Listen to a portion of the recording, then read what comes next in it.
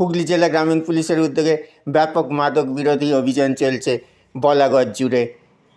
প্রচুর সংখ্যক গাঁজা গাছ নষ্ট করা হলো বলাগড় থানার চরকৃষ্ণবাটি এলাকায়। মাদক বিরোধী গাঁজা গাছ বিরোধী অভিযানে নেতৃত্ব দেন DSP crime Abhijit Sinha Mahapatra, OC Balagarh Somdev Patra, IC Guptipara Pritam Singh সহ বিশিষ্ট অফিসাররা উপস্থিত ছিলেন মগরা থানার সিআই সৌমেন বিশ্বাস মহাশয়।